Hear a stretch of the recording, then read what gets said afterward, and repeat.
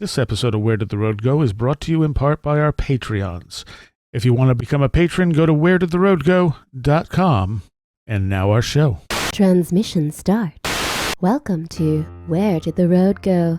Join us as we wander off the path and explore lost history, consciousness, the paranormal, unexplained mysteries, alternative thought, and much more. We are present on the web at wheredidtheroadgo.com. Now here is your host, Seriah. Welcome to this edition of Where Did the Road Go? And tonight I bring back Mr. Robert Brewster, R.A. Brewster. And I got a lot of positive feedback from the last time I had him on.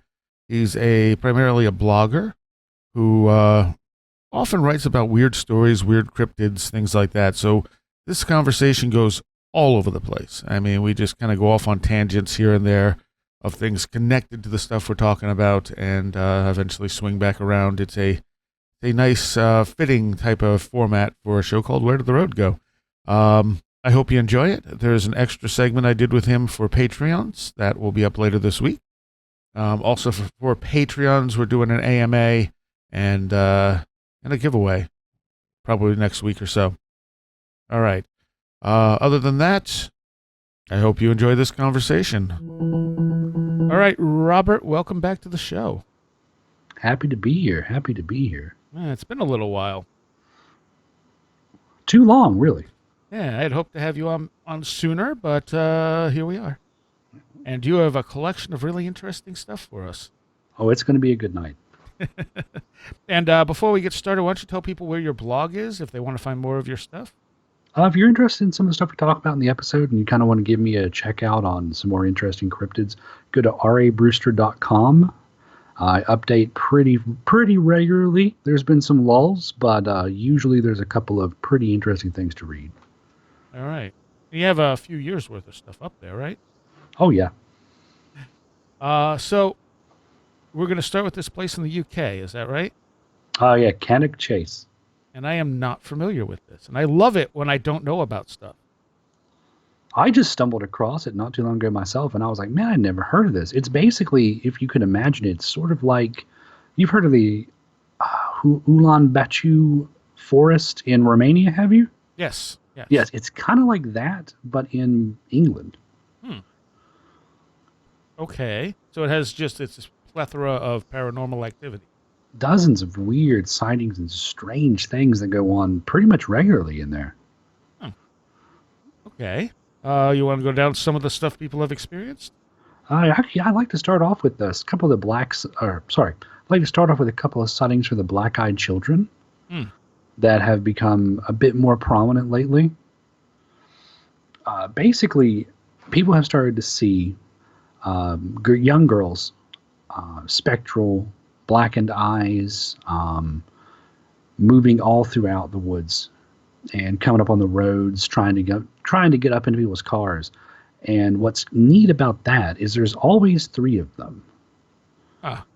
And kind of like the Men in Black type of thing. Kinda, yeah.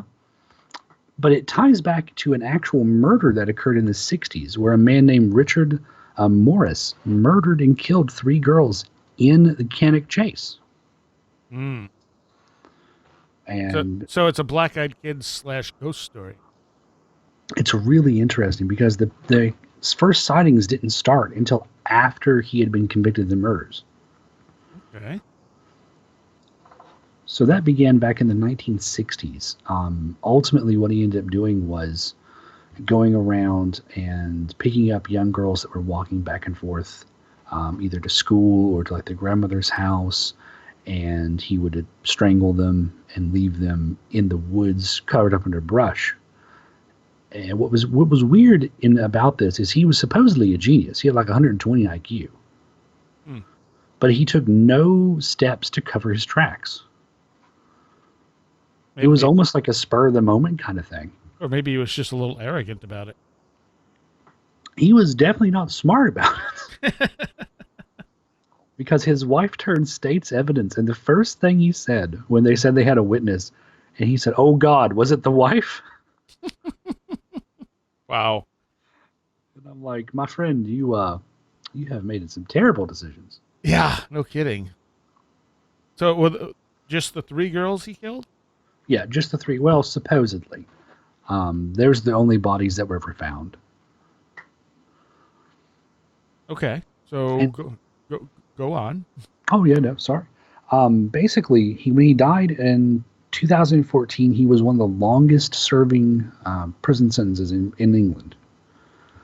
And it wasn't too long after that people started to maybe piece those sightings of the black-eyed kids with the dead girls. Mm. Because if you look at some of the descriptions of how the girls were, the sizes, the hairstyles, they seem to match up almost. Huh, interesting. And the chase has a tons of paranormal encounters. One of the most prominent areas is a place called Castle Ring, which is a 2,000-year-old fort, and it has been one of the most, if the reports are to believe, one of the most spiritually active areas investigators have found. What kind of stuff goes on there? They've seen full-bodied apparitions. They claim that they have had very crisp EVPs and possibilities. Now, EVPs, of course, they have their own little. They take them with a grain of salt, I think, personally. EVPs? Yeah. Yeah, it depends what it is. I personally think if you're in a foreign country and you're getting EVPs in your own language, that doesn't seem to make a lot of sense to me. Yeah. Well, it's possible that the investigators are literally projecting it on themselves without realizing it. Or it's a case of like audio pareidolia in a way. It's like we hear a voice that isn't there. Yeah. Certainly that's a possibility, but there's sometimes where it's really clear and that will happen. And you're going, and I'm always going, is it just like a psychokinetic type of thing, you know? I could see that, yeah. Like you think you're going to hear it, so you hear it anyway. Well, no, I mean where they literally psychically put it on the tape without realizing it's coming from them. Oh, you think they kind of imprint upon it? Yeah, because it seems like the people who do this the most often start getting more and more of them, and I wonder if it's sort of an unconscious, like a poltergeist type of thing. I never thought of that, but that would explain a lot. It may not explain all of them, No. but some of them may very well be that. It's interesting, too, because I firmly believe that most ghost encounters are people picking up sort of residual psychic energy, imprints left in places. And it would be interesting to think that you could do that yourself and not even know it. Yeah. It would be more interesting if we could know it. Well, that would require science to accept that there's those abilities, and they have a tendency not to do that. Well, whether science accepts it or not, I mean, if you can do it, you can do it. Exactly. Yeah.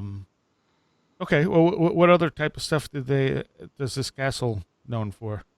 The Castle Ring, well, because it was so old, it's like it dates back to like the Iron Age. Mm-hmm. One of the interesting things about it is along the road that goes, I guess it's like a hiking trail, and then it goes out into an actual road. You start to get cases of the Lady of the Chase. She's a very tall, 8 feet in some cases, woman. Yeah, very, very tall, wearing a flowing white gown. And she appears to kind of be like one of those phantom hitchhikers. She never actually gets into the car, but she is very well defined. She's not ethereal. She looks like a person. But 8 feet tall. But 8 feet tall, which would be, again, terrifying. It looks like Bryn of Tarth is out there looking for a ride. I'm going to be a little bit worried. But she's been seen numerous times. And they've had sightings of dogmen in the area as well, and large sort of bestial creatures, black panthers, supposedly have been sighted there. And what's interesting is recently they came across scat, which has been positively identified as coming from a big cat, which are not native to England at all. Right. Well, that's some physical evidence at least. It's always nice to get that. Something you can actually like gravitate to that says, hey, this thing really shouldn't be here. And I'm sure some big cat sightings are just people, having them as pets and them getting out, or them deciding they can't handle them anymore.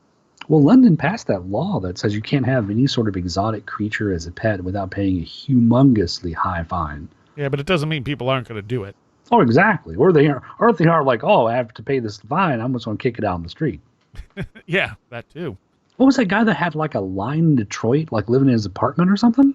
I don't think I heard that one. Oh my gosh, there was a video, and it was basically they got a call. I'm pretty sure it was in Detroit. It's a apartment building, and there's a video of what is very clearly like a lion, or it was a tiger. Sorry, it was a tiger in this guy's apartment, hanging out the window, full size, full size. And I'm just like, wow, that is terrifying. Could you imagine me, the guy, like the landlord who comes to evict this guy? This guy's going to live there forever, rent free. Yeah, pretty much. Yeah, like I ain't going in there. Oh, dude's got a lion in there. No. Okay, let's go back to the castle. So the big cat scat. Big cat scat. There have been reports of, and now this is what kind of segues into an interesting idea. People claim to have seen Slender Man going through the woods. And while Slender Man is a completely fictional internet urban legend, it gives an idea that spirits are sort of amorphous. They kind of take on shapes that they get from the people that look at them. Yeah. And what's neat is that ties into what some occultists and demonologists believe, that, like, let's say you were to summon a spirit or invoke what people would call a demon. They actually aren't in the room with you. They're projecting into your mind. Yeah. And people go through years of like training to learn to guard their minds and deal with this otherworldly consciousness. But none of the descriptions are ever the same, because if you think about it, it's all deeply personal. Yes. Yeah. It's it also could be, with like ghosts and stuff, it could be sort of a tulpa sort of thing where it's being created by the people who see it, and then it's taking a form based on that, and then people seeing it later on, it continues to kind of retain that form. Oh, tulpas are fascinating. And Slender Man might be one of those things where people, they see something, it doesn't make sense to them, their brain throws Slender Man on it. Yeah, and that could easily be it. And another way to look at it, if you believe in something, faith, for example, in a thing, can you make that thing exist? Yeah, yeah. And there are some people that believe that, and this is just kind of going into a little bit of a segue, and I do apologize. Okay. But there are people that believe that the only reason that, say, a god exists is because you want him to be there. Right, because you believe. Because you believe. If you don't believe, there isn't anything there. And that's that sort of sticky area where, people will say, well, if this thing comes around, just invoke the name of Christ and it'll go away. And it'll work for people who believe that, but not for people who don't. And then you have to say, well, is it because they don't believe, or is it because Christ only saves people who, believe? Yeah. Is it the power of belief, or is it an actual being that's doing something? Because you can pray to other things too and have stuff go away. Exactly. And that's what it was like. Let's say you have let's say Dracula was in Japan. If you wave a cross at a Japanese Dracula, probably not going to have anything happen to him. Because he maybe it goes both ways too. Like, he has no concept of your faith and your belief. Therefore, how would it work on him? Right. A Japanese Dracula. I don't know why I went there. That's just the first thing that popped into my head. But now I want that to happen. I want a show or a book or anything about a Japanese Dracula. I want that. I don't know if I've ever seen something. I'm sure there are vampire movies from Japan, so. That's true. But they're weird. They're so weird. Yeah, compared to the American style, definitely. Still neat, wasn't there? There's actually a film called Rigor Mortis, and it's not so much about vampires, but it's more like trying to put another soul into the body of someone who has been reanimated. And it's like the reanimated person, they're empty. They're just a vessel. But if a soul can come into them, they can be some sort of, I guess the only real way you could equate it to be some kind of demon in physical form. And it was a very interesting movie. Was that Japanese? It was either Japanese or I'm pretty sure it was Korean, actually. Let me scratch that. That was a Korean film. Sorry. That is interesting. Netflix had it for a while, and I saw it numerous times. I finally gave it a watch. It's highly, highly worth it. Okay. All right. Where were we? We were at the. Are we still talking castle? I get Slender Man being seen at the castle. Yep. And then there's been numerous other sightings too around the Castle Ring area. But one of the more interesting areas there, in my opinion, is the Pie Green Tower. And the Pie Green Tower is a radio and broadcasting tower that was built during the Cold War. Originally, I think it was meant to sort of pick up transmissions from possible covert agents. And now, a lot of people claim that it actually serves a purpose of either alerting or monitoring the heavy amount of UFO sightings there. Really? Yeah, because one of the neat things about Cannock Chase is on the regular, and I think if I read the numbers correctly, it has per area one of the highest numbers of UFO sightings in England. Which, take it with a grain of salt, because again, a lot of people reporting UFOs in the sky, they've literally just been seeing a plane flying. Right. Yeah. Misidentifications are common. Very common. But to have that large a number, yeah, it gives you a little pause. And go ahead. I'm sorry. No, go ahead. In the Pie Green Tower is also where the Pigman of Cannock Chase supposedly was formed. And tell us about the Pigman. Well, the Pigman, he's a sad soul, I'll tell you. So legend has it, a town girl was kidnapped by a team of British scientists for genetics testing. Now, they may have been inspired by Russia's attempt to create a ape-human hybrid, which Stalin, at the time, I guess, was just passing out money to anybody. Right. Because if you read this on paper, you would never sign off on that. Like, I'm not giving you what would be the equivalent of $2 million to go breed me a monkey hybrid. No. But Stalin was just like, yeah, why not? So the British scientists essentially artificially impregnated this woman with modified pig sperm and gave birth to this almost human creature. Basically, every one of its features was like a regular man, except for its head. The head was overly large and showed signs of its like pig heritage: large snout, big ears, tusks. Ooh, tusks. Big teeth. Yeah.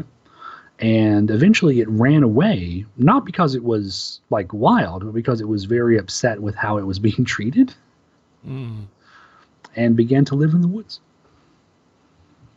And just happened to be in this same area. Mm-hmm.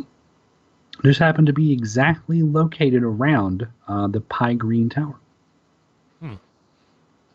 But the Pigman is a popular urban legend. And apparently, we like the idea of pigs and men together. I don't know why. And you said it was actively either eating or impregnating other pigs? That's the one in Vermont. Oh, that's the one in Vermont. Okay. Yep. So in Vermont, there's another one. Basically, a kid leaves. You ever heard of Mischief Night? Vaguely. Yeah, it's the night before Halloween. Okay, yeah. And I did it as a kid. You would egg houses. And again, I can confess to this because statute of limitations is over. And I'm allowed to admit that I may or may not have vandalized my neighbor's house a few times. But it's all in good fun. And he was going out to probably egg or TP or do whatever it is you do. And he never returned. Essentially, he disappeared the night before Halloween. The day of Halloween, a person was seen wearing his clothes, but had on a bloodied pig face. And this creature would then go about terrorizing the area forever, till today, essentially. There are still sightings of the Vermont Pigman today. And they claim that he had an uncontrollable bestial lust for other pigs. And would just get down and dirty in the mud. And then the ones that he didn't like, maybe he ate, because he also was seen to have entrails and like blood along his face and stuff. Yeah. So, I mean, it's not a good date. If you're a pig and this guy comes in there, you just want to leave. Like, get out while you can. All right. So let's go back to the other one. But the British pigman, he was actually never a violent creature, more of a sad soul. Okay. And his sightings kind of have petered off a bit too. I believe the last sighting was like before the 70s. So, what do you think it is about this area? well, that's the interesting thing. I have an idea about some of these places. I think that areas that have suffered a large amount of, say, turmoil, kind of take on a kind of property, if you will, that sort of draws in anomalous things. If that makes any sense. Yeah, yeah. Because the thing with the Cannock Chase, it was also used as a POW camp back in 1914, around the 1919 area. There are German soldiers that are buried there in unknown graves. The castle ring being over 2,000 years ago, who knows how many bodies are there. With the murders that occurred, with all the other sort of strange or anomalous things, I could see that this place sort of took on a kind of energy. Right. And that's what I believe, that there's a lot of these things are being seen there for that reason. Do you think it is bringing, like opening a doorway, or do you think it's just energy that's then being morphed into these things? I can see more of the energy being morphed into the things because, again, a lot of it seems to be, I don't want to say it's more in flux, if it makes sense. Yeah. Yeah. And just in my opinion, if you do have a place that's filled with that kind of like psychokinetic energy, if you will, or that sort of amorphous thing, it would be, in a way, at your whims culturally. Does that make sense? Yeah. Yeah. Like, you've heard of wolf dog or werewolves, you've heard of the Black Panthers, so maybe you start seeing those things while you're there, and you sort of give them form as you're looking. Yeah. I wonder if there's any fault lines running under there. I don't know, actually. I didn't look that up. I did have a theory, and I was proven wrong, and I'm very sad. That it was very upsetting to me. I was so hopeful that this place was near the area where the Green Children emerged. Oh, yeah. It is not. That's an interesting story, too. It is. Which, if you have, like, let's just say there was, like, a temporal doorway that opened between a parallel universe, and you came through that, but couldn't go back. Because that's what I actually think the Green Children were. If they were real, if this was an actual possibility, perhaps they walked through a temporary, like, tear, if you will. Because some of their features, like, they glowed green for a long time. And then it dissipated and they looked completely normal. Yeah, I don't think I've ever heard anyone doubt it too much. Which, again, leads some weird, like, credence. We just kind of accept that maybe it happened. Yeah. And it's a one-off. I don't think I've ever heard that story, any other versions of that story. Neither have I. You want, and for people who don't know, you want to give the basic idea of what happened there? Oh, yeah. Give me just 1 second. Make sure I get my, like, dates correct. I apologize. That's perfectly fine. It's definitely one of those that always fascinates me, and then I forget about it, and then until someone brings it back up, and I'm like, oh, yeah, the Green Children. I don't know what that was. Yeah, it's such a weird, like, story as it is anyway, because the village, if I'm not mistaken, still depicts them. Really? Because the legend originally started in a place called Woolpit, and it's near Suffolk, England, and it was about the 12th century.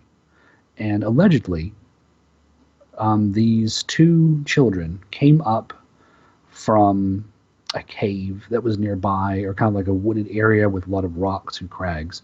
And they appeared to be brother and sister. and they began to glow. They had this greenish color to their skin. They spoke an unknown language, and they only ate like raw beans or like raw foods. Mm-hmm. Nothing was cooked for them. Eventually, the color faded from their skin, and they were normal. But the boy contracted some sort of illness and died. The girl didn't. She lived a regular life. She spoke English. She said that her brother had come from a place called St. Martin's Land, and it was beneath the earth.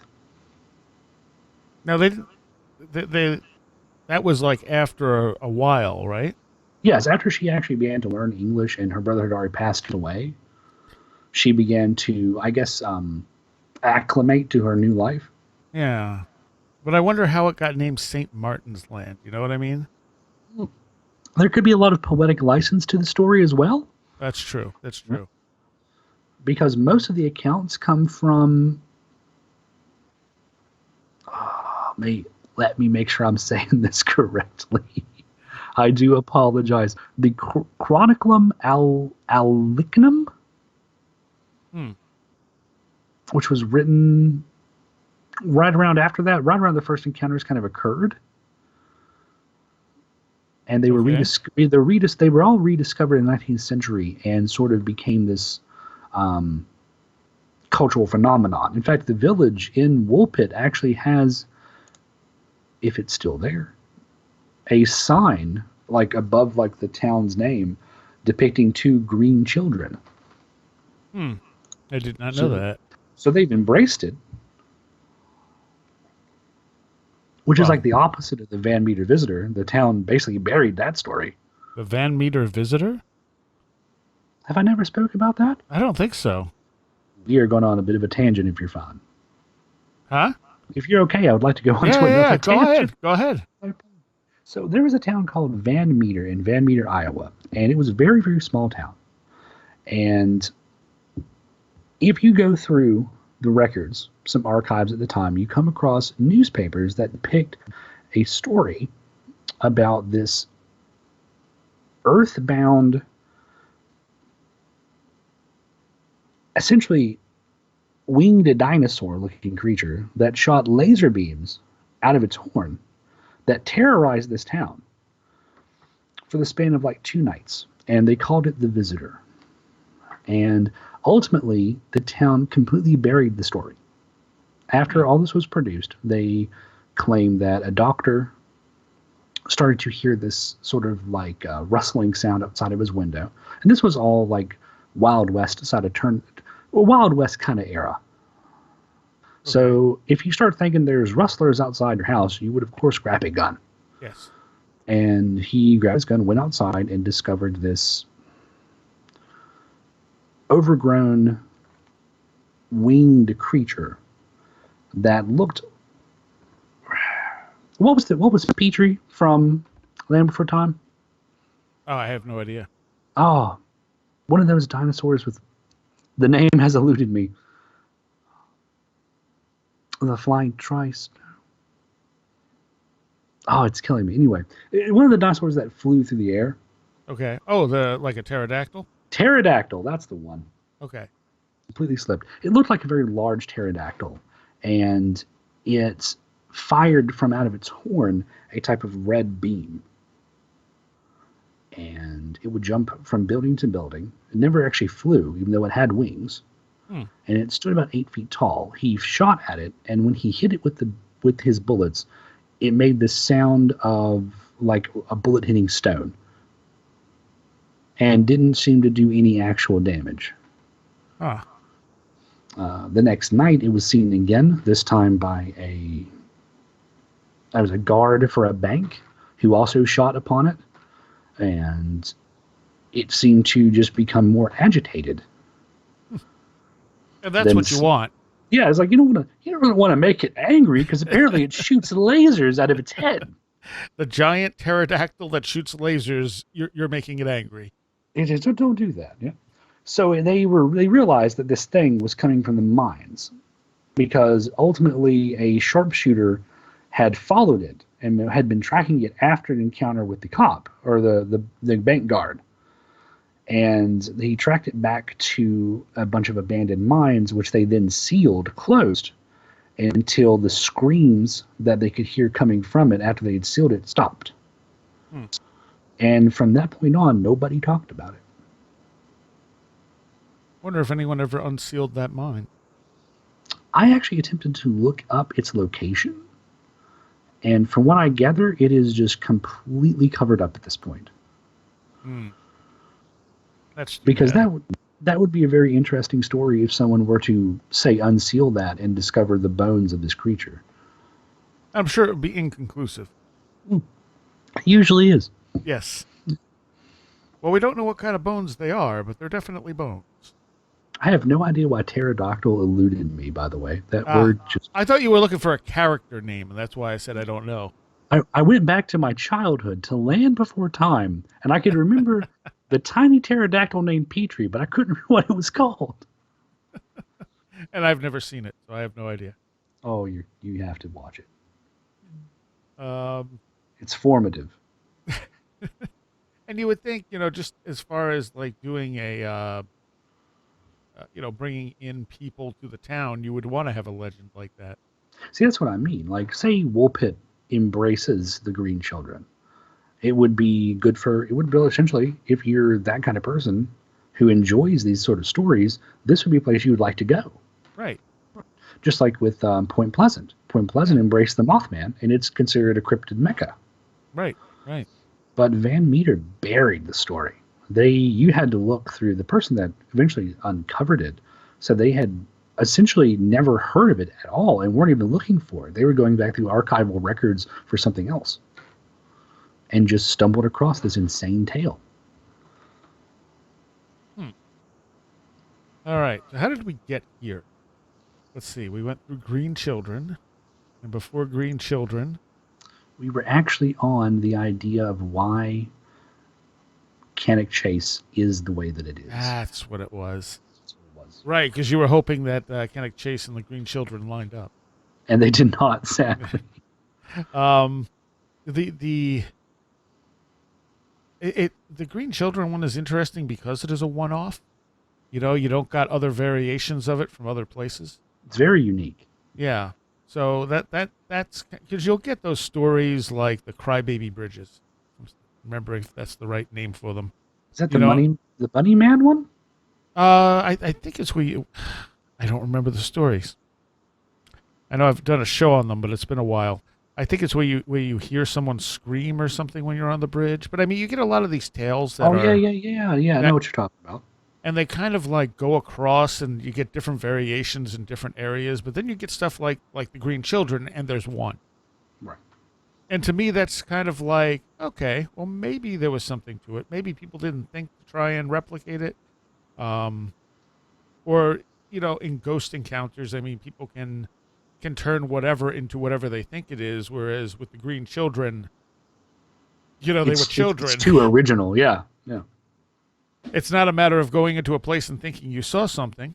They were alive, yeah. Yeah, they were actually supposedly there, and one of them survived.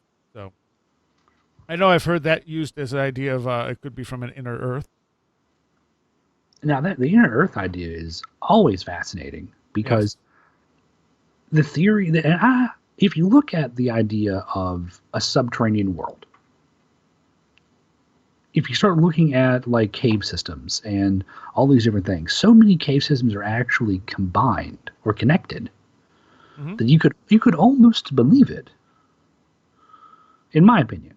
Yeah, no, I think it's definitely a possibility. It's an interesting possibility. I would say it's probably not the case, but it's impossible to rule out because there's so much about the interior of the Earth we just don't know. Exactly. And there's so many cultures that have stories of things that live under the Earth. Yep. Like the Devils of Songdong is a popular one in Vietnam. We have demons, for example. We always equate hell as being beneath us. Yep. You had a Native American legend of the Ant-Men, who came from under the ground to save them at the last apocalypse. I have never heard that story. There were Ant-Men? That's what they say. The Ant-Men saved them. I'm going to look that up. That is fascinating. So yeah, I mean, there's a lot of that there. It's just a matter of what to make of it. And they did find an entire ocean down there. Oh, the underground sea, Yeah. which incidentally, in my hometown, we just discovered that we are built on top of an underground river. Oh, nice. Yeah, one of the parking lots fell in. Surprise! That's not the way you want to find out. No, it's a big one too. It's like, oh man, that's a heck of a cavern. And where is it that you live? Oh, I live in Elkins, West Virginia. Ah, okay. Please don't try to find me because you won't. I'm joking. You are. I thought you were in West Virginia. I am a transplant. I'm actually originally from Virginia. I traveled around a good bit and eventually settled here. All right. So, was there anything else from that area that we didn't cover? No, I think we had a lot of the talk. We touched on one of the major points, I believe. Okay.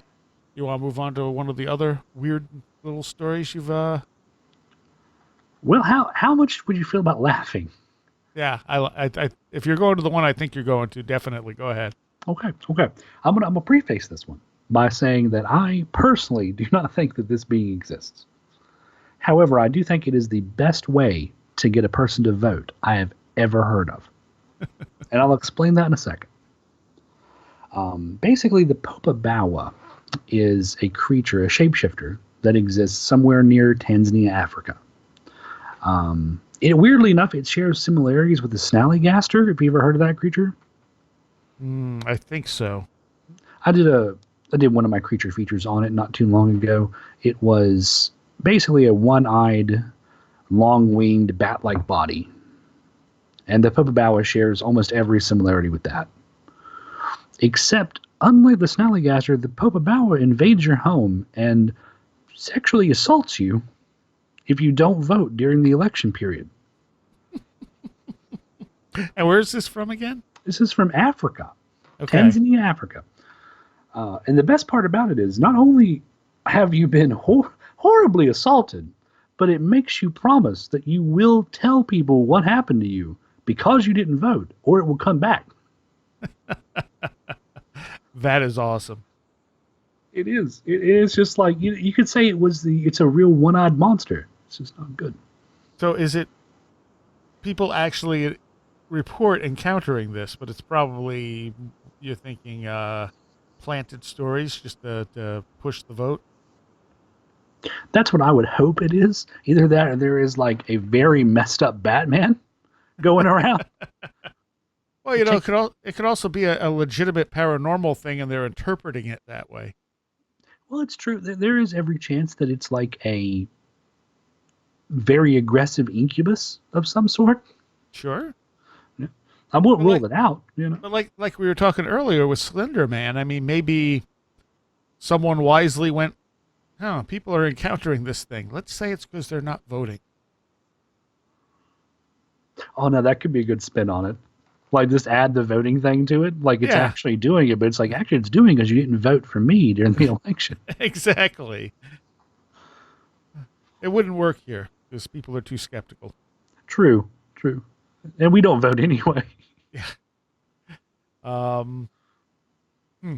Now, what time period does that one cover?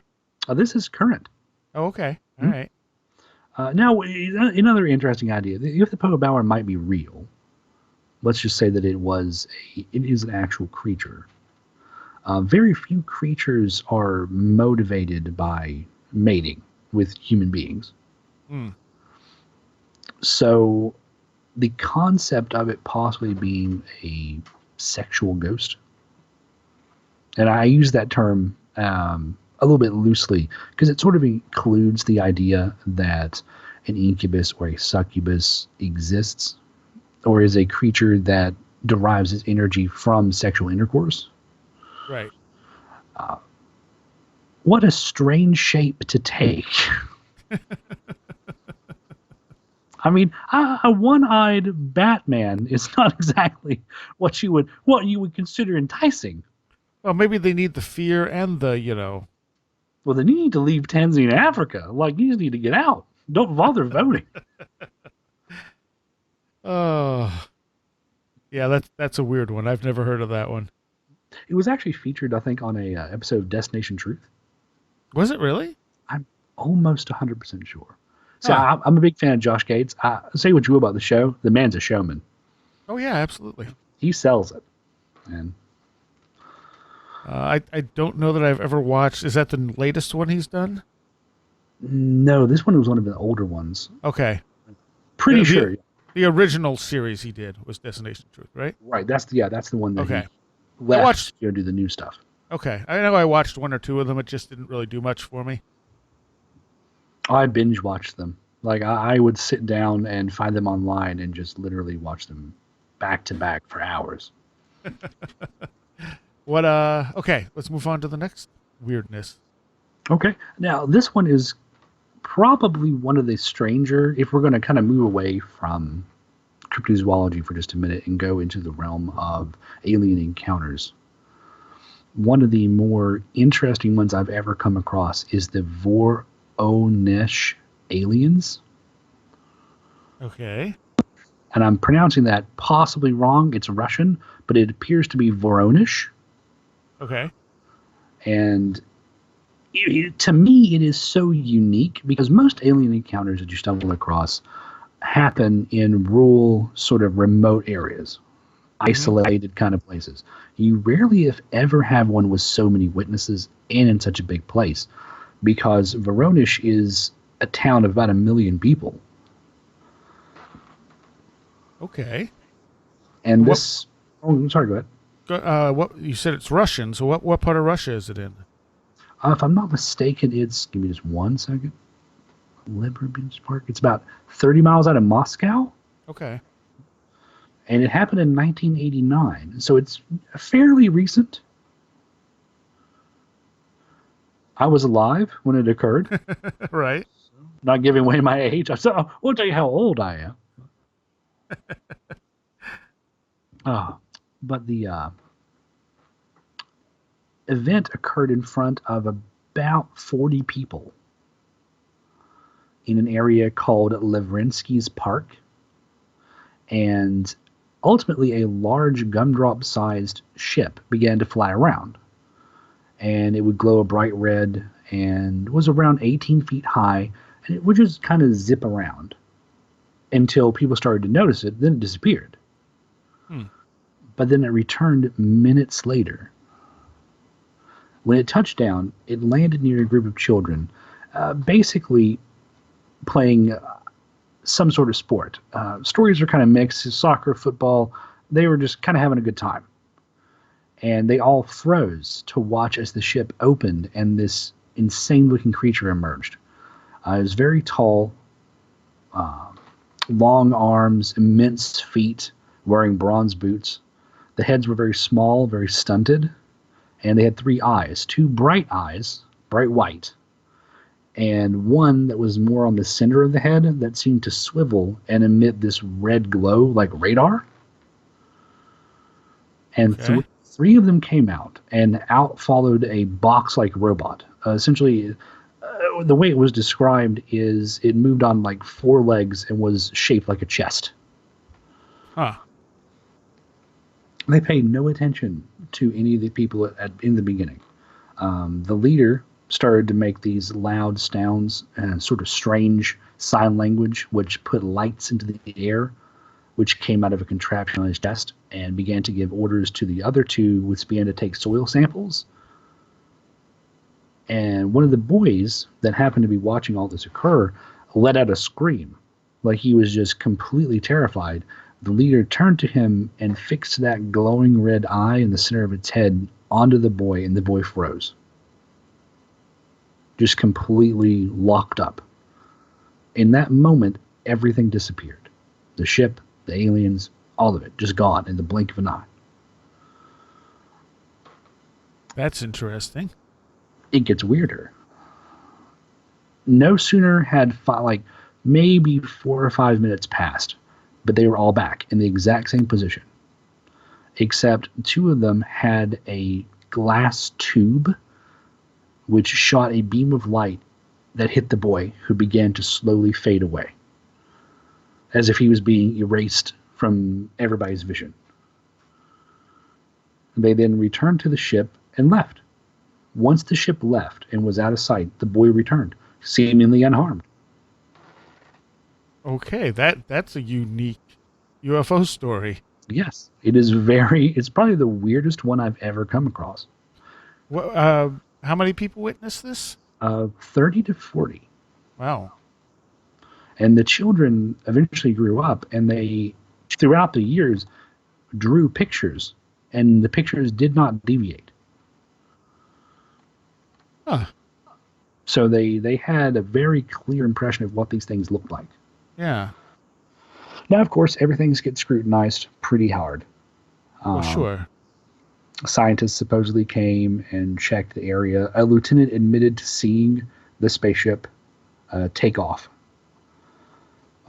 People claimed there was an increase in background radiation. Other scientists, of course, disputed that. But what was odd is there was one scientist that claimed to have found an odd mineral at the site, which supposedly can't exist on Earth. Interesting. But of course, there's probably no follow-up to it. No, there was no conclusive evidence revealed. Again, this is in Russia. They've never really been forthcoming with their UFOs anyway. Yeah. Here and there they have. A few, yeah. Which I think was what was the one that was really, really popular? It was the Ural Mountain UFO that I think was the one that they claim you can still see pieces of. Really? Yeah, it was supposedly crashed in the Ural Mountains and was never recovered. And there have been some investigators that claim that if you go there, you can actually find alien material from the crash site. But again, I'm sure there's nothing significantly backing it up, unfortunately. Yeah, there's never any conclusive evidence, sadly. The Ural Mountains is one of those areas that has a lot of weird things going on, too, if I'm not mistaken. And it's so remote. Yeah. Which is strange, too, because it connects to a lot of interesting places that have fascinating stories. There was, I believe, if I'm not wrong, and I'll check a map just to make sure, but I'm pretty sure that it connected to a part of the mountain range where the Dyatlov Pass occurred. Oh, the Dyatlov. Yeah, Dyatlov. Sorry, I call it Yeah. Dyatlov. Totally wrong. I'm really bad with Russian names. I can say a lot of other stuff, but Russia just throws me.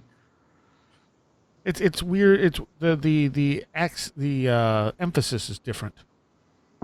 And the R's are backwards. I just don't understand.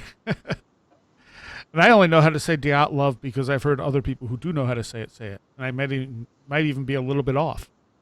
I'm going to go with Dyatlov. Let's say that then. But yeah, I mean, that whole area, I mean, even the where they disappeared on the Dyatlov Pass, there's, UFO sightings and all kinds of other stuff. But there's also military bases in that area. And again, there were people that claimed that the bodies suffered from radiation poisoning, which if you, let's just say, accidentally stumble across a military testing area, you might be exposed to some things that would kill you. Yeah, definitely. Actually, in regarding that, and I have failed to do anything with this, Keith McCloskey, who I'd have on a couple of times, is trying to reopen the case of Dyatlov Pass. Really? Yeah. He's raising money for the Dyatlov Foundation to reopen the case as they have found a legal way to do it. Oh, that is amazing. So I will post this to the Where Did the Road Go group on Facebook so people can check that out if they want to donate. They're looking for 1,600 pounds, and they have just over 1,000. I wouldn't mind kicking a few cents their way. I'm a poor guy, but I'll try.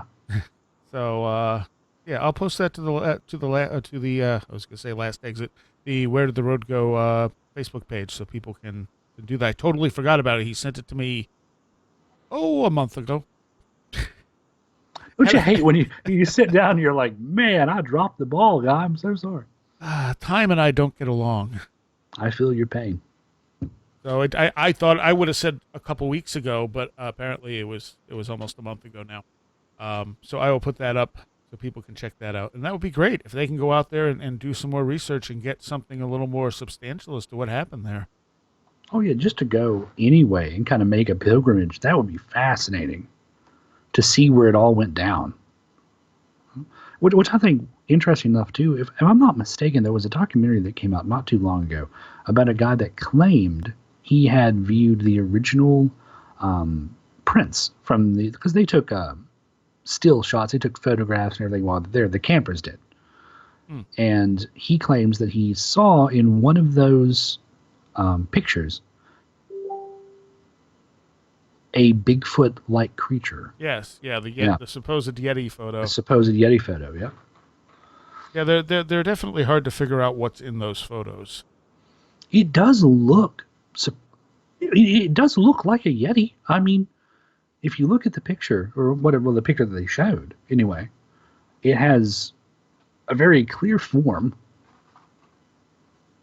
Yeah, and there's also the plane, or what looks like a plane that they had pictures of as well. Which just makes you so confused as to what happened. Yeah. And I think, if I had a bet, I'm going to say it was military in some way. I could see that. I mean, there wouldn't be much to think that someone involved with with Dyatlov was possibly working as, and I've heard this used several times, possibly a double agent. Mm-hmm. And the reason there was radiation was involved, that possibly they were trying to smuggle out some sort of evidence. Mm-hmm. I would think it's that they, maybe in the wrong place at the wrong time. Which, again, a good possibility. And, they were either killed outright or hurt. And, the government said, well, what do? We can't just kill them. Let's make this completely, make no sense. Let's make this one of those cases that they'll talk about for several years. Right. Oh. Yep, they died from exposure. Wait, what? What happened? Somebody's missing wearing a tongue? Wait a minute, there's radiation burns? Hold on. It's such a weird case. What was strange to me is they were found wearing so weird amounts of clothing. I was like, man wearing 5 socks and no shirt in the middle of, Siberia. Something ain't right. Well, it's like they just ran out while they were, getting ready to go to sleep. And I mean, that kind of cold is just damn near unimaginable. Oh yeah, you would have hypothermia within minutes. Yeah. So, I mean, I've been in -30 with wind chill, and that's colder. Where they were was much colder. Ooh, no, thank you. Last winter, I had to walk down the road when the wind was at -30, and walking back, I am pretty sure my eyeball was starting to freeze. It's like all this white crust is appearing over everything. I'm like, my eye is hurting. I think it's freezing in the socket. Oh, no. Because it was the eye that was on the side of the wind. And I'm just like, seriously? Come on. Can eyes get frostbite? I don't know. Luckily, nothing happened. I see. I don't get along with the cold very well. And that's why I hate winters in West Virginia, because it's like you get 9 months of winter and a little bit of spring. And then it's like, here's a lot of heat for like 2 weeks, and then it's going to snow again. So it's like, I hate the cold. So, you have other stories? Well, actually, I kind of wanted to segue a bit on Dyatlov, if you don't mind. We were talking about like mountain ranges and how they kind of have these sort of, some of them, not all of them, but some of them have like legends associated with them and sort of really interesting backstories. Have you ever heard of the Dulce Mountain or the Dulce Air Force Base? Well, yeah. That's the one with that was basically disinformation that drove the guy crazy. Names are escaping me as they usually do. No problem. Yeah, because I remember he called in, if I'm not mistaken, to Art Bell's radio show, and that's where some of the information began being disseminated about it. But the mountain range, and the name has escaped me, unfortunately, where the base supposedly is, according to Native Americans, has been a mecca for unusual activity for years. They claimed to have seen lights in the sky, flaming vehicles, all this different stuff. And when you think about it, if Dulce Air Force Base is to be believed, it could be one of those locations that people talk about having like an alien presence well established on the Earth before we even knew about it. Right. I don't know. Anything with Dulce, I tend to throw out just because we know it was used for disinformation, you know? Yeah, that's true. Which there's still a lot of people that think that it was accurate, though. Like the idea that it was used was like, it's like Area 51. Like, we know it exists. Yeah. I can see it. You know? But none of the stuff that was like that people were citing on Area 51 could not be explained, you know, like from years ago. We're seeing that technology now. Right. Which, if you look at it too, well, let's just look at it from the perspective that Roswell occurred, and a ship was taken to, say, Area 51. If what we're seeing today, which I've heard people talk about, like fiber optics, Kevlar, all these sort of new technologies that came out after Roswell was developed or Roswell was found, could it be reverse engineering? There's a possibility, sure. But we had been working on these things for years before all that. And that's the thing. I mean, we don't need the reverse engineering to have the stuff we have today. Exactly, yeah. We seem to underestimate just how smart some people are. Oh, yeah, there are humans that will completely surprise you with the things their brains can come up with. I mean, look at someone like Tesla. Yeah, oh, Tesla. History did him a disservice. Yeah, well, it's better now. The man came up with wireless energy. Like, how? Yeah. My God. And you know what's funny is it, if I'm not mistaken, it was the band Tesla that brought that somewhat into the public eye. Really?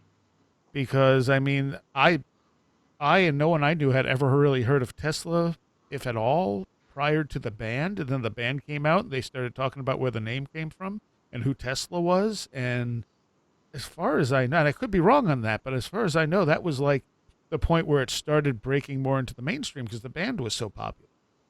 You know, and they were titling their album like Edison's Medicine, or maybe that was one of the songs, I forget which. But I mean, you know, it's something where even though they didn't really write I think it was the album, because I don't think they really wrote songs about stuff like that, but it was just they always thought Tesla was you know, not well known. So let's get his name out there. A band. That would be so cool if that was the case. It was like, we got to find a way to just fix history. It's like, let's make a band about it. I was like, oh, sure. And then boom, it worked.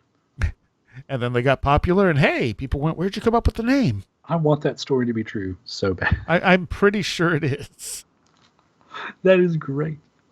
Well, it's interesting how bands will sometimes take on other kind of personas in a way. There's a band called H.P. Lovecraft that titles their songs after his stories and releases. Now, their songs are pretty decent. I mean, they're a little heavy on the 70s.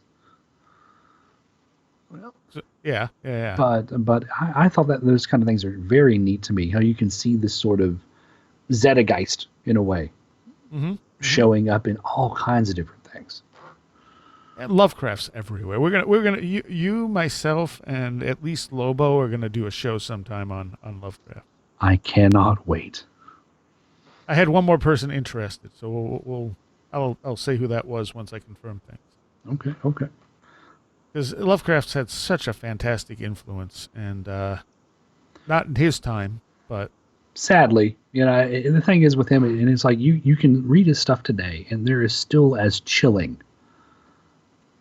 I can read read his stories a dozen times, and the music of Eric Zan will always give me goosebumps. Yeah, I love that one. That's really love that one. Favorite. And to think that he died in almost obscurity just makes me so sad.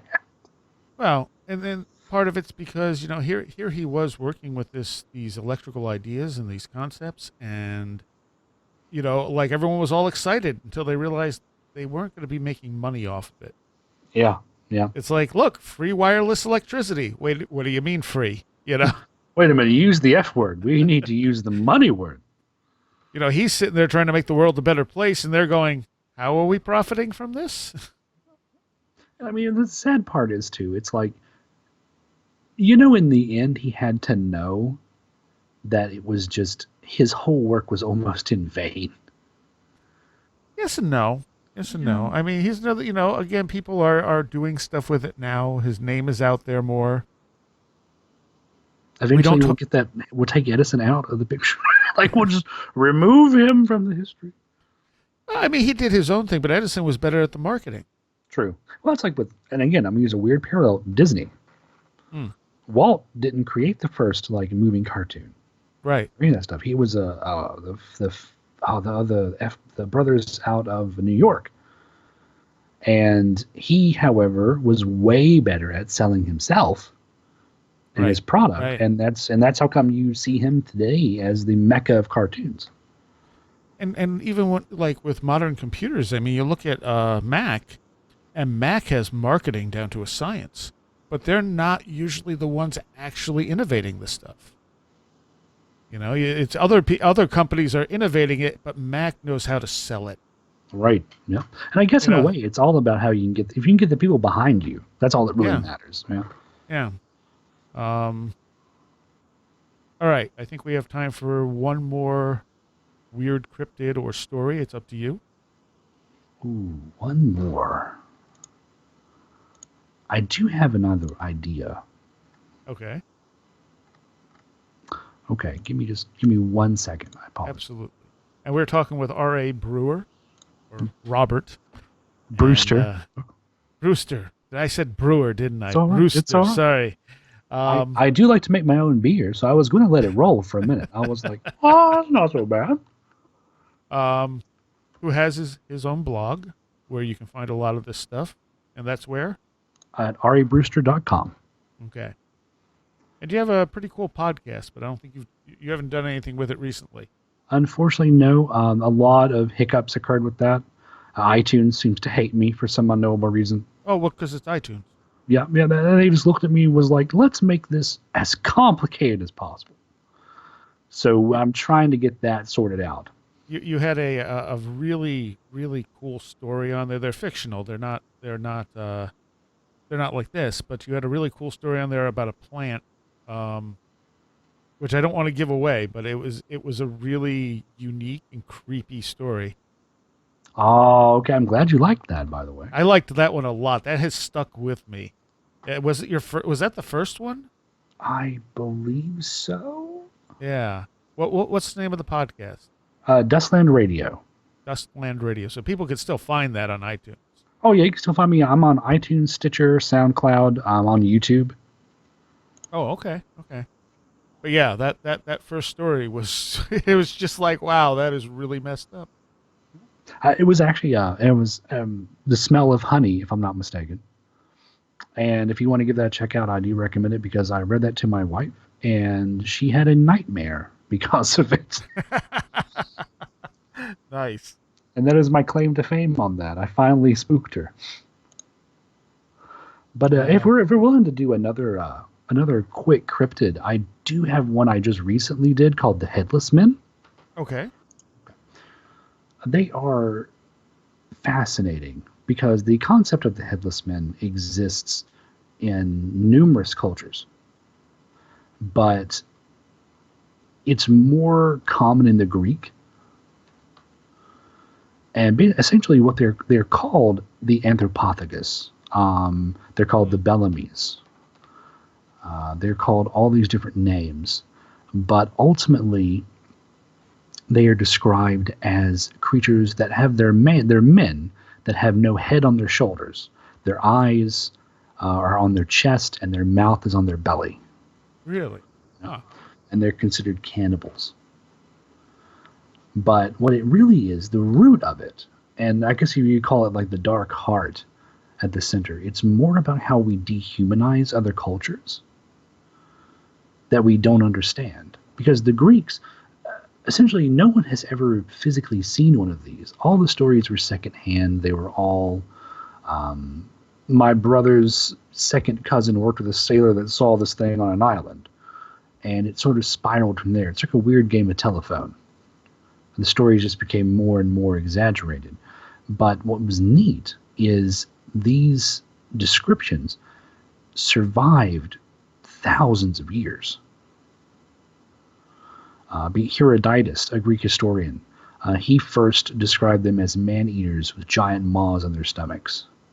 Roman author called Pliny the Elder, he eventually backed him up with other accounts he supposedly had from sailors. Even in the Middle Ages, they were very popular. 14th century, a writer named Manderville spoke of them as foul folk of odd stature and cursed, with no heads on their shoulders and their eyes on their belly, or their mouth on their belly. Sir Walter Raleigh claimed until he died that the Bellamys were actually a race of creatures called the Ewampama, and he had never seen them himself, but he wholeheartedly believed that they exist. And what's interesting to me about all of that is you can almost see where the mix-up occurred. For example, there's a group of people called the Budan, and they exist as a nomadic tribe. They still exist today, and they would have been known to the Greek people, but they wear a traditional headdress, which makes it kind of look like they don't have a head. And if you're attempting to drum up support against these kind of people, or to kind of show that, they're not Greek enough, you would kind of dehumanize them. And so they were considered into these sort of twisted, malformed people. And there were other accounts. There were supposedly the same kind of tribe who had giant feet that they had to roll around on because they actually couldn't take steps. Okay. Supposedly they had dog heads and actually ate the flesh of dogs. Some say they were cycloptic, and it was all these really weird stories about the exact same people. But for some reason, we gravitated to the idea of the giant mouth on the stomach and the eyes on the shoulder. And it's even exists in popular culture. You ever see Real Monsters? What is it? There's a Nickelodeon television show called Real Monsters. No.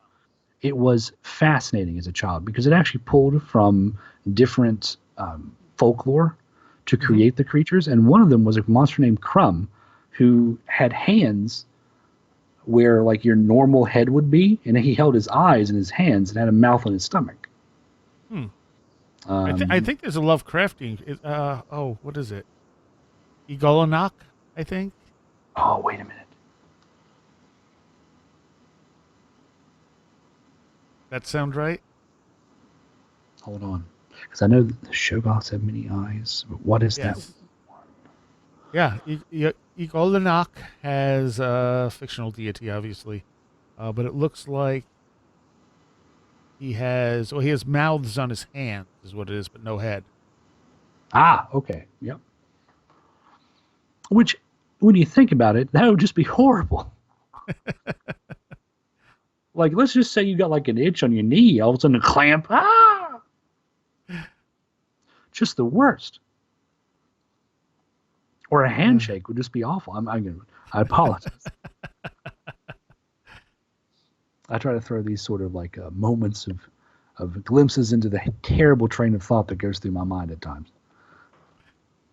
But to me, the story has always been fascinating because you can see it show up in South America. You can see it show up in current popular culture. You can see it as far as like Mongolian mythology.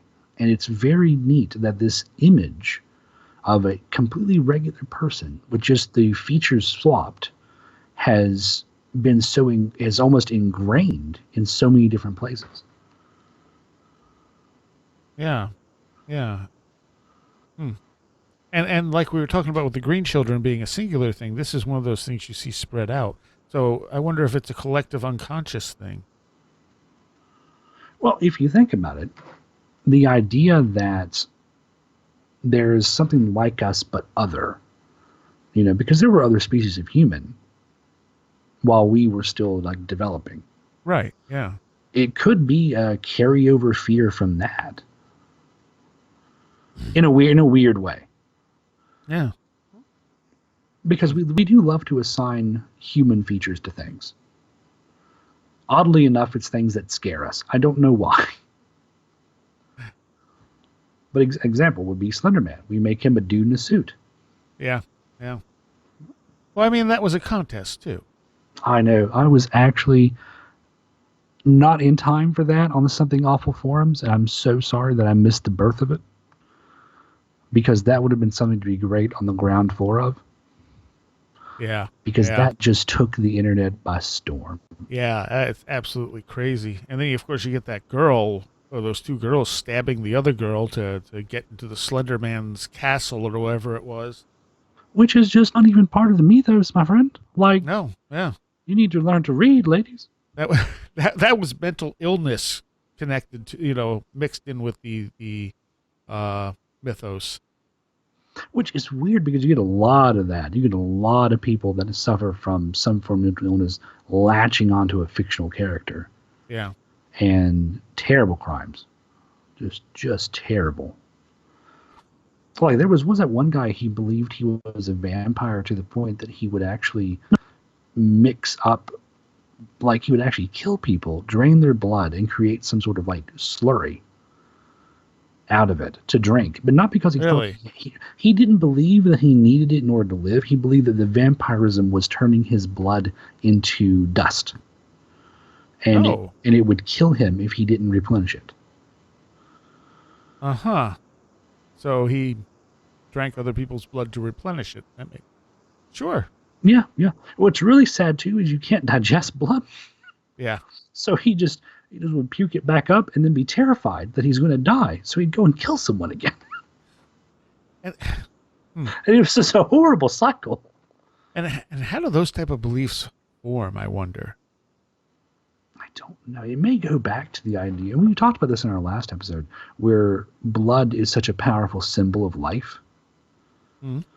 And we may come from something like that. Like, we know that blood is like this sort of primal force that drives us, essentially. You need blood to live. So if he thought something was wrong with him, they thought that he was actually dying, perhaps if he took that symbol and essentially into himself to replenish it, he could live again. Although I do think there is particular energy in blood. Outside of just the fact that it's, what keeps us alive. I think as far as like spiritual energy, there's more in blood than other things. Well, I agree. I agree on that, because if you, again, this kind of taps into sort of a weird look at religion as it is. But let's take for just a second the idea that before Christ was born, there was no way for a person to go to heaven. Like, let's just say that the fall that occurred, the original sin, there was actually no way for your soul to be saved. If you follow certain kinds of occultism, you believe that there is, of course, power in blood and blood symbolism, but you need to sacrifice something to sort of reach into that other world. Does that make sense? Yeah. And if you were going to do that, say, permanently, like to actually create a way from one area to the next, one plane to the other, you would need an extremely powerful symbol. You would need something like the blood of a god. And if you start looking at it from that perspective, the only way for us to have ever gone permanently into another spiritual realm would be through that willing sacrifice. This is, of course, is taking out the look of it as more Christian view. Right. Looking at it more from the perspective of somebody that may actually look a lot into occultism and how magic supposedly works. Mm-hmm. And I've always thought that was a fascinating viewpoint, because it sort of makes the idea that, like, when you take that on, it's like you're entering into almost like a rite or a ritual yourself. Yeah, true. And of course, a lot of Catholics love a lot of religion. They have, sorry, not a lot of religion. They love a lot of ritual. Excuse me. Yeah. Yeah. And you are drinking Christ's blood, so yeah, that's interesting. Which, again, getting a bit of an aside, there was an amazing story that I read not too long ago that was about a avant-garde sort of artist that would put on these elaborate shows. Like they were all these really crazy experiences. Like he would dose everybody with LSD and then put on like the helmet of Bacchus and actually like make love to every single person there. And that was how he did his show. And he wanted to put off one last one, right? And he invited all these press people there. And they were so excited to be part of this amazing reclusive author's work. And they were given this buffet to eat. And they ate all these wonderful pulled pork and all this different stuff. And while they're waiting, the guy that works for this artist brings out a television, turns it on, and pushes play.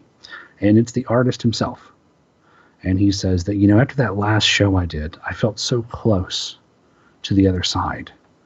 And I realized that in order to do the next big thing, to spread myself, if you will, among everyone, that's exactly what I would have to do. And you realize that the pulled pork was him. Wow. And it's very interesting because he starts to go into like the Catholic way of talking about this is my body, this is my, and it was extremely disturbing because it ended with everyone just standing up in applause at what they had just been witness to, and I'm just like, oh God, I've just made you cannibals, basically, and they were happy about it, and I'm just like, sure, it's wait art. a minute, this is very interesting art. I need to go see a therapist. Excuse me. So, you are back to updating your blog somewhat regularly. Yeah, I had a bit of a hiatus there. I do apologize for that. And again, rabrewster.com. Check it out. It's a fun time. You ever planning on like putting together a book or anything? Actually, I've had a couple people come to me and ask if I was going to do something about maybe picking some of my favorite cryptids. Mm-hmm. And I'm working on an idea with that. I've got a couple of things cooking. I'm going back and revisiting some of my more fiction works that I've produced, and I want to republish them because they're out on Amazon right now. If you wanted to go and check them out, it's called Dead Letters. Okay. But I do plan on updating them because I realize now that there's much more I want to do with the stories. And one of the benefits of electronic publishing is that allows me to do that. Right. So expect some headway on that within the next 2 months. Nice. And how many fictional stories do you have? I have 3 up right now. Okay. And on my blog, on my webpage, you'll find a few links. Next to the contact is stories, and that's just a couple of the short stuff that I've done, which you can find on, say, No Sleep or a couple of other places. Okay. Well, thank you for coming on and talking about this stuff. It went all over the place, as I hoped it would. Yeah, it's always a good time. And like I said, we'll do a show on Lovecraft sometime soon. I am definitely down for that. And a big thanks to all of my patrons who are pledging $10 or more: William Lovelace, Mark Brady, Allison Cook, Super Inframan, Craig Cisneros, Donna Beveridge, Sasha Lorg, Christopher Vaughn, Robert Groom, Scott Morris Everett, Chris Elmquist, Russell Wilcoxon, Patricia Giaquinta, John Eddy, Alfred Tuttle, Kevin Schreck, and Carla Mahoney. Thank you guys so much for the extra help, but thanks to all my patrons as well, because everything counts, and it really does help keep this show going. I appreciate it a whole lot. Thank you. All right, I hope you enjoyed that. Like I said, we did another 10, 15 minutes with Robert for patrons that I'll put up later this week. Have some giveaways for patrons. We're going to do an AMA show, so if you are a patron and you, it's an Ask Us Anything, throw us a question. And we'll do that show sometime soon. All right. I guess that's it for this week. We'll see you next time. You have been listening to Where Did the Road Go? This show is made possible in part from our Patreons, and we thank you and everyone listening for helping us continue this exploration of the strange. You can always find everything Where Did the Road Go related at www.wheredidtheroadgo.com. And thank you so much for your support.